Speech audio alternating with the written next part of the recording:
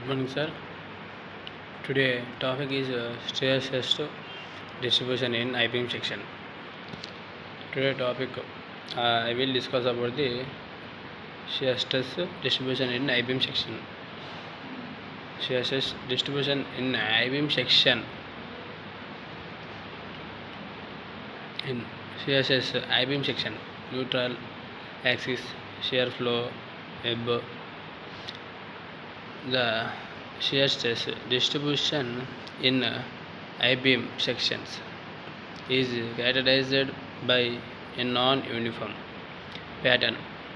Most of the shear force is carried by the web, with the flanks carrying significantly less shear stress center of the web and decreases sharply toward the junction between the web and flanges, then drops to near zero across the width of the flanks. Shear stress formula for I-beams: the shear stress at any point in the web can calculated using the T equal to V cube by IB. Q points are Q equal to first moment of area above or below the point where shearing is calculated. I equal to moment of inertia of the inertia of the entire cross section. B equal to width of web at the point considered. Distribution point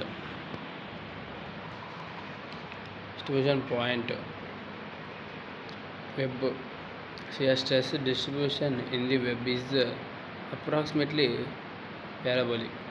Peak at the neutral axis and nearly zero where the web meets the flanks. The shear stress across the width of flanks is much lower and almost uniform,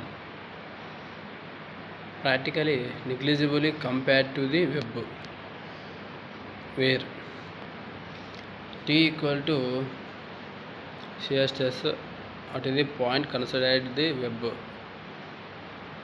V equal to total shear force at the section, first moment of area above the neutral axis above or below the point considered.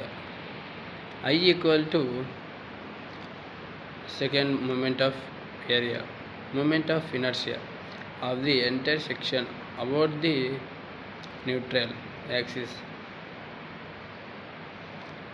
B equal to width of web at the point considered. Derivation derivation steps shear flow concept. Consider a horizontal cut in the beam at a distance y from the neutral axis and take a thin horizontal strip thickness dy at a height y. The area above this distributes to resisting the shear force and equilibrium. The change in bending moment of cross a small section creates an internal transverse force shear.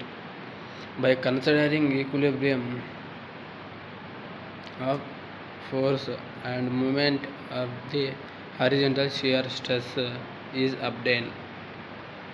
First moment of area Q equal to R Y D, where A is the area of above the point considered and Y is the vertical distance from the neutral axis.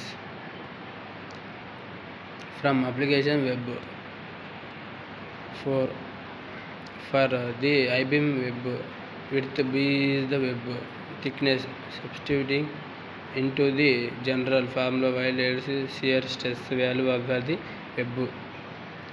Validity for I-beam.